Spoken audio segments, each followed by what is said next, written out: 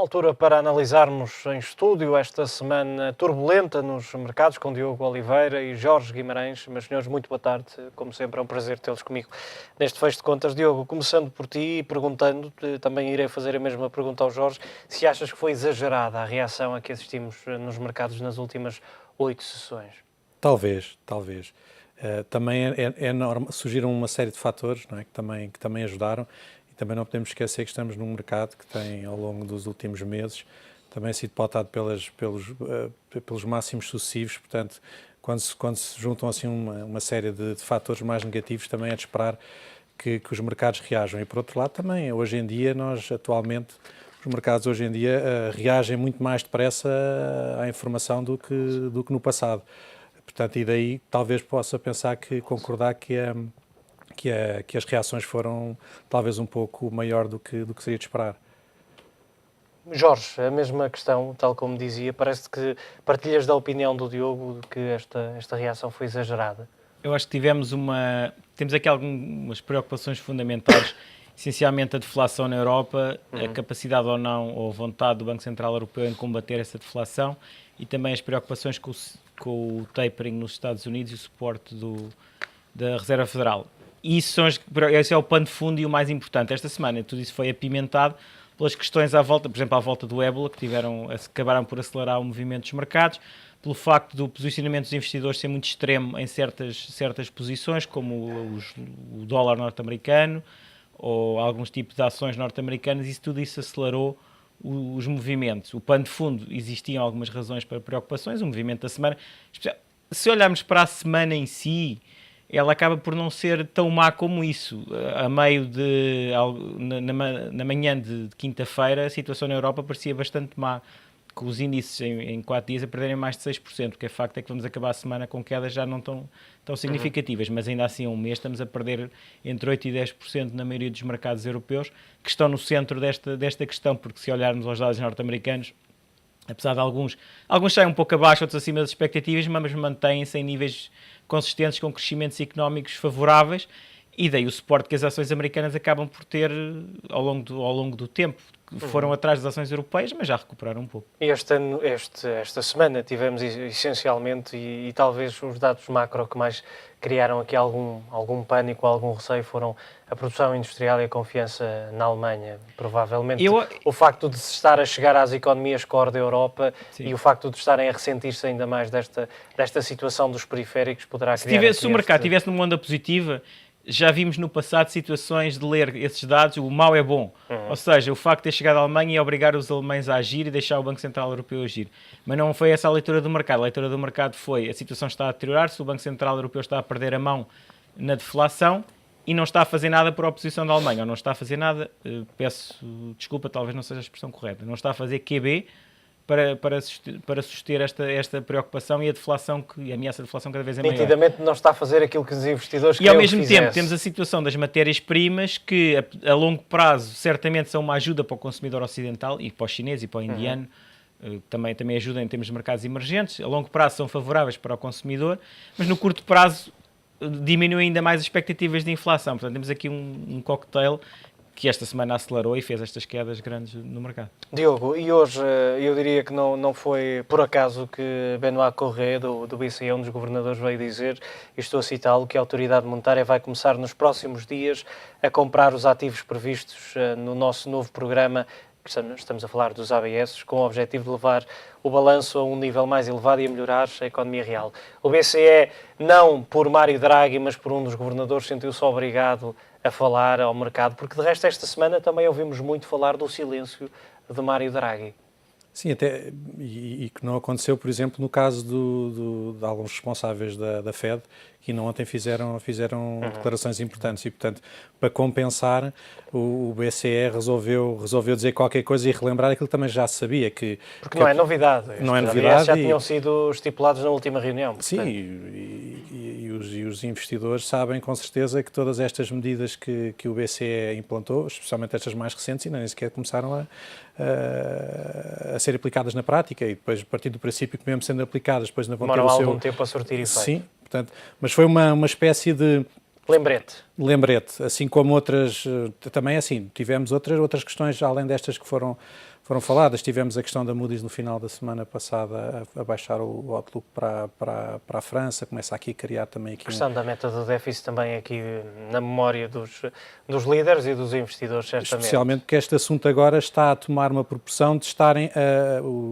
portanto, quem está no centro da discussão agora são os países grandes, já não são tanto a Alemanha contra os países periféricos, mas sim a Alemanha contra os países maiores, como é o caso da França, da Itália. A própria Itália também já disse que não iria cumprir, provavelmente, com as metas. E, portanto, agora eu penso que os líderes europeus estão um bocado nervosos a ver como é que esta situação vai porque é previsível que os problemas na Europa continuem e é previsível também, sendo assim, que ambas as partes vão ter que ceder em vista a arranjar aqui uma forma do BCE poder atuar, de haver se calhar uma outra dinâmica na política fiscal. Parece que só vamos assistir aqui a algum aliviar como aquele que assistimos apenas com palavras de Draghi em 2012, quando disse que queria fazer tudo pelo euro, mas desta vez esse alívio só vamos senti-lo quando o BCE não sei se o fará, mas pergunto, quando o BCE avançar com a compra de obrigações. Em termos práticos, os investidores vão estar à espera destas medidas serem implementadas, estas que falávamos agora, serem implementadas na prática e depois os seus efeitos. E depois estarão com certeza a aguardar as próximas reuniões do BCE para percebermos se as medidas vão continuar, especialmente aquelas que eram as mais difíceis de implementar via a oposição da Alemanha, que era o quantitative easing. Jorge, temos visto dados, como dizias também há pouco, principalmente na zona euro, menos positivos, ou se quisermos mais negativos, mas é também, e voltando à primeira pergunta, é exagerado dizer que há cada vez, eu ouvi alguns analistas internacionais dizerem, e principalmente viram-se ao longo desta semana vários artigos muito centrados nesta questão que é, há cada vez mais sinais de abrandamento a nível global, ou é exagerado estarmos a dizer, pegando até naquilo que dizias, porque na zona euro até são mais negativos, mas, por exemplo, nos Estados Unidos tem saído um misto, no fundo, de dados.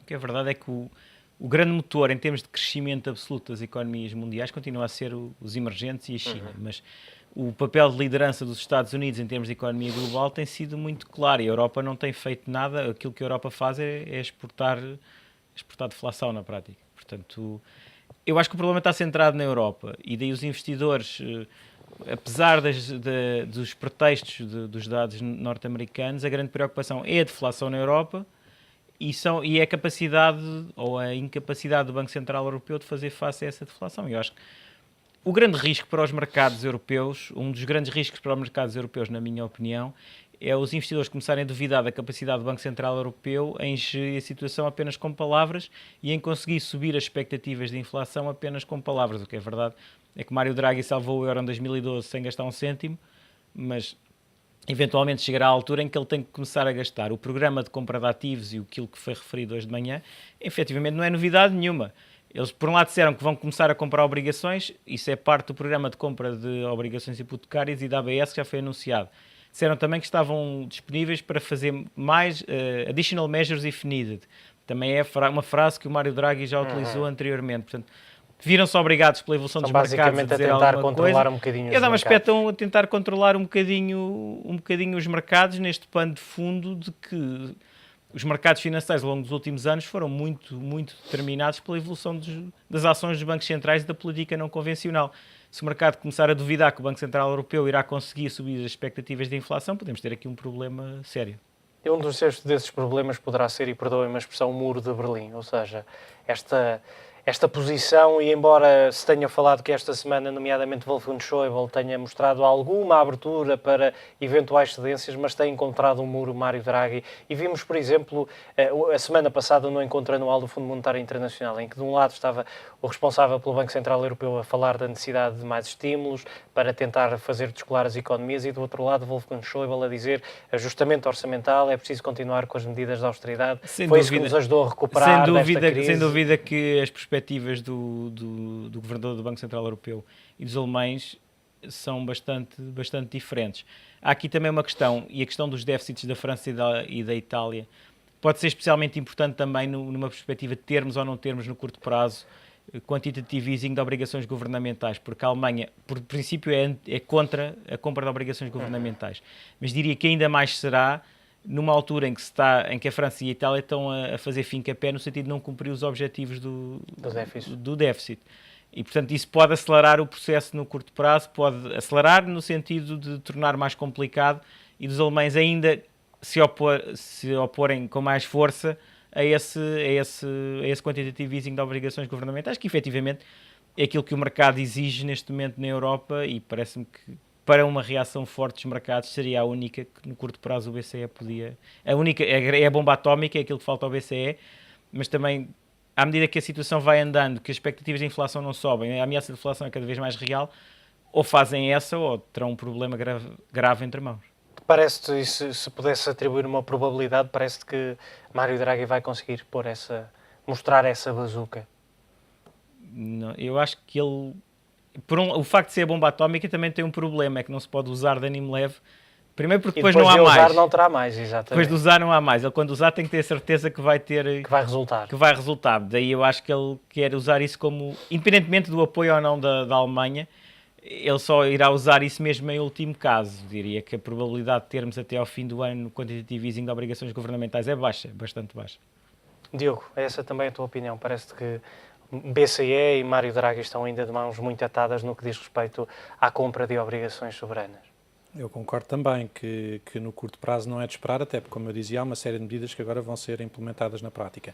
Mas também acho que se os resultados nos meses que faltam de acabar o ano não começarem a aparecer, a probabilidade vai passar de baixa a bastante alta.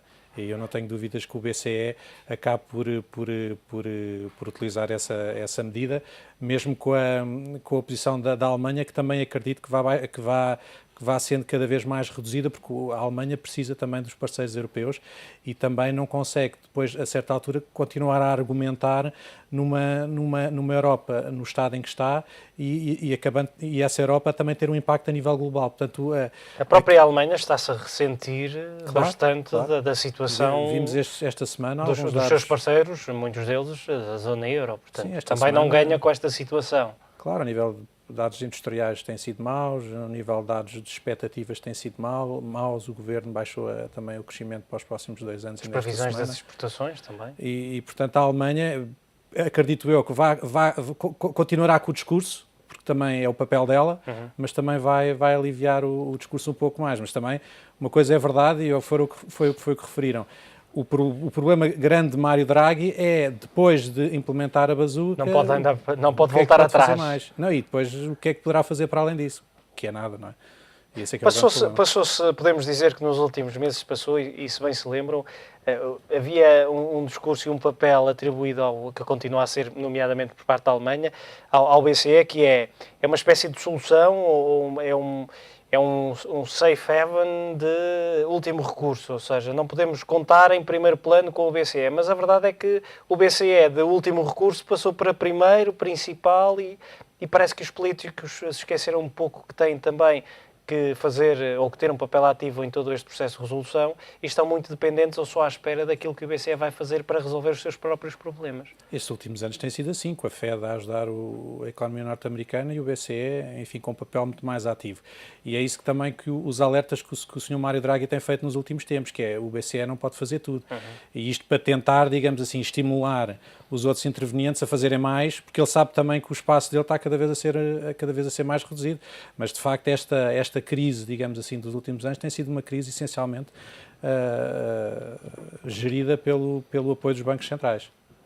Jorge, para o caso do mercado secundário de dívida e olhando para aquilo a que assistimos, nomeadamente esta semana, e a verdade é que em questão de dias assistiu-se a uma subida, e se olharmos, por exemplo, para os juros sobre as obrigações gregas, podemos dizer que países, os periféricos, mas países como Portugal, como a própria Grécia, não estão ainda seguros, entre aspas, porque de um momento para o outro, e pegando mais uma vez no exemplo desta semana, poderemos assistir a uma subida vertiginosa no mercado secundário. Eu considero que quando há correções de mercado, e elas acontecem sempre, as causas vão variando, mas elas acontecem sempre.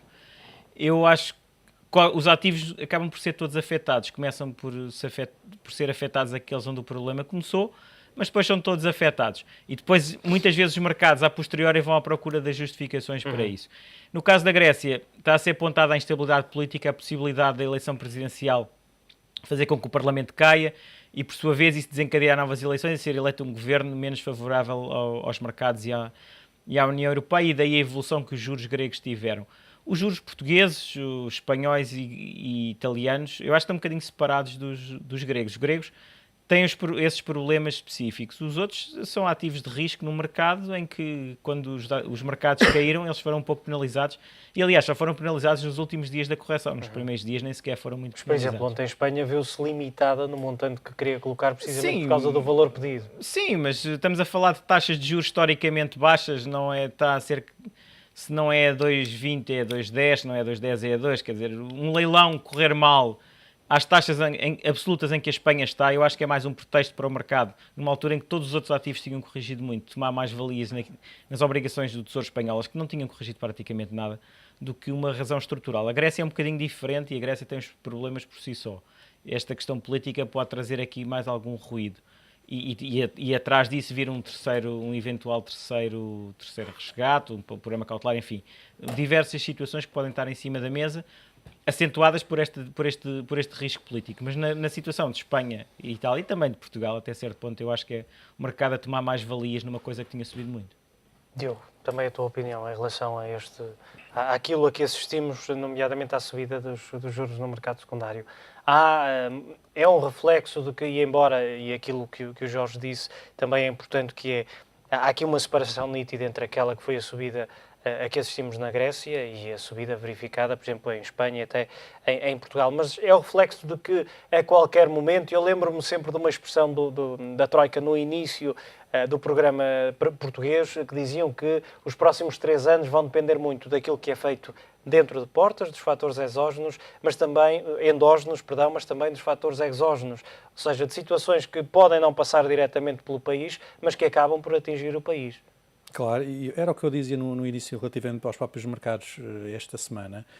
Os Estados Unidos acabou por ter o impacto todo este turmoil europeu, numa situação em que a economia até está a crescer, não é? E que, enfim, em que os resultados das empresas não são maus, nem nada que se pareça, e acaba por sofrer também numa altura em que os mercados estão muito esticados, se quiser, ou seja, os mercados acionistas têm vindo a bater máximos e, portanto, maior se calhar é depois a sensibilidade a estes movimentos. E o mesmo se passou também, por exemplo, com o caso das ilhas. As ilhas estão a níveis historicamente baixos e às vezes, e como os mercados hoje estão muito correlacionados, o impacto na Grécia teve consequências logo imediatas nos outros países periféricos, mas acho que, como diziam, aqui há que separar, da mesma forma que separamos hoje a economia americana com a economia europeia, acho que também temos que separar a Grécia do resto dos países periféricos.